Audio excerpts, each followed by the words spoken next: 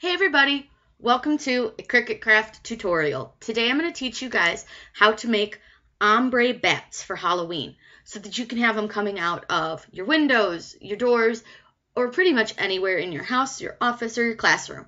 They're really fun and really easy. But before we get started, make sure you subscribe to my channel because I put out new videos all the time. And if you click the bell icon, it will let you know when I post a new video. So let's go ahead and get started.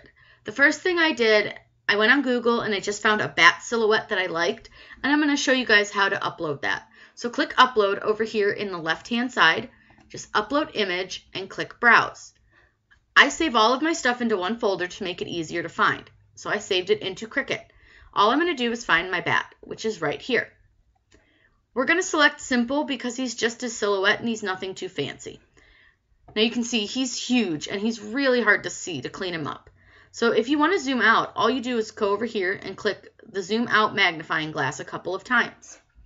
All we have to do is get rid of the gray around the bat. So just click on all the gray parts. And once you've done that, click continue. It's going to bring up two options, a print and cut and then just a cut. The cut is on the right side and that's the one we want because we're going to cut him out of paper. Go ahead and click save. And we're going to take our uploaded image and click insert image. He's going to be really, really big. So we're going to size him way down to about the size we want to start with, which is going to be about 3 inches. I only want a really small bat to start with. And I actually, now that I see him, I'm going to go with 4 inches for our smallest bat. This little guy, we're going to go ahead and make him one color right now so that we can make sure it cuts correctly. So we're going to take him and just make him one single color. I want 4 little bats, so I'm going to duplicate him 4 times. And all we're going to do is just scoot him over a little bit. And I try to keep my bats kind of in order so that I can see how many I have of each bat. I'm going to duplicate this bat one more time and move him over here. I'm now going to make him about 5.5 inches wide because that's going to be our next size bat. Before I duplicate, I'm going to change his color. I'm just going to pick another color so that we can see that he's going to be a different color and to also help the Cricut know that it needs to cut this in a different color. I'm going to duplicate him 4 times and I'm actually going to duplicate this guy one more time. I think I need a 5th little bat. And if you don't use them all, it's okay. It's not really a big deal. You can always use them somewhere else in some other design. So we're going to duplicate this guy one more time because we're going to make him a little bit bigger. I'm going to make him 6.75 inches, and we're going to change his color before we duplicate. This is telling Cricut that we're going to cut these in completely different colors so that it knows and it cuts them on the different colored paper. So we're going to go ahead and duplicate him. I'm going to duplicate him 4 times as well. We're just going to move him over a little bit so that we can kind of differentiate. And again, the last time, duplicate him. We're going to make him about, let's make him 8 inches.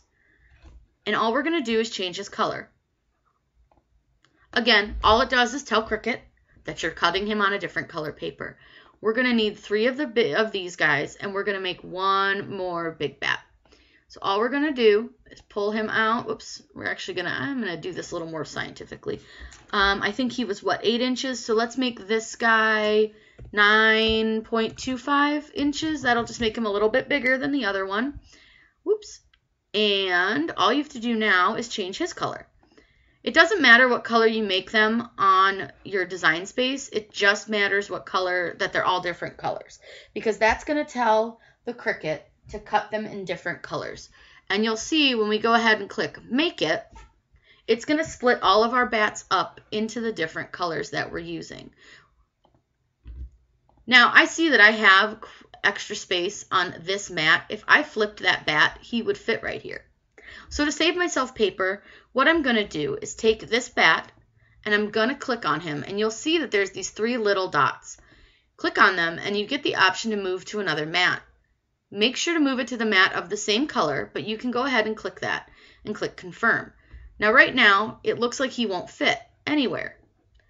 All you have to do is turn him sideways, just like that, and he fits perfectly. Now with these guys, I can probably make some more because I have space, and I probably will go back and cut more. So let's go ahead and just double check our other screens and see. Sometimes if you have extra space, what I like to do is add a few bats. Like you can see this guy looks like he would probably fit over here if I turned him. So we'll do that when we come back because I'm going to make more small bats just to take up a little more space on some of these sheets. And I'm probably going to make a few more of these guys just because we have some extra space and I'd like to use it up. So let's go ahead and hit cancel on our cut. And I know I can fit quite a few more of these guys and I can use them somewhere else. So let's just make a bunch of these little guys. And I just hit duplicate a whole bunch of times, and we'll make sure that they all fit on the mat, and if not, we can delete some more. And I knew I could fit some more of these guys too, so we'll make a few more of them. And I think I can probably fit 2 more of these guys, and I know I can fit more of these guys. So let's go ahead and do that, and I think we can fit some more big ones. All I'm doing is just hitting duplicate, and it's just staying in the same color. So we'll go back and check our make it. So as you can see now, we do have space for these 2 little rogue guys on the other mat. So all I'm going to do is just move him to another mat and move him to the mat of the same color and click confirm and find his little butt. And all you got to do is turn him and he'll fit just fine. Cricut does this thing automatically where it likes to try to save you paper, but it doesn't always do the algorithm so great because you can easily move your bats around and fit more on your sheet of paper than what they think you can. So we just do that just to save ourselves paper. And now you see this one we don't even need to cut. This guy, we could have fit another guy on it, and we might be able to, but I've already moved the other guys, so I don't care. It's okay. We don't need to go back and move him. Now this, I'm sure I can fit another bat along this side, so it's going to go ahead and save us paper on this. Let's go ahead and move him to another mat. Again, always make sure when you're moving these that you're moving them to the mats of the same color, because if not, it's going to cut the wrong color. So there we go. We can move him, and now we've got these 3 and him. We have our big bats, and then we have our extra big bats. Now, I think with the extra big bats, I might be able to move him. If not, you can always move him back. So let's move him to another mat. And let's see if we can squeeze him in by turning him and twisting him a little bit to maybe fit him over here. Look at that. We don't even really have to turn or twist him. He fits just fine. That's why I really like being able to move the things on the mat, because you can fit a lot more stuff than you would actually think. This guy, I have a feeling, is going to fit on another mat. So let's try. And I'll show you if he doesn't, how we can put him back. It's no big deal. All you got to do is just twist him and turn him and see if he fits.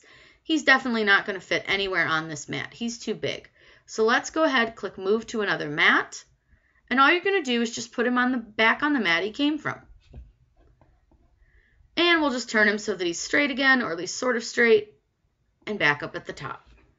So next thing we get to do is cut all of our bats out. So what I like to do is figure out how many sheets of each piece of paper I need. So I'll just go through, and as I look at each sheet of paper, I pull them out of my cardstock. I have the sheets that come from Michael's that are already kind of what I like to call pre-ombre. So they are already in an ombre style.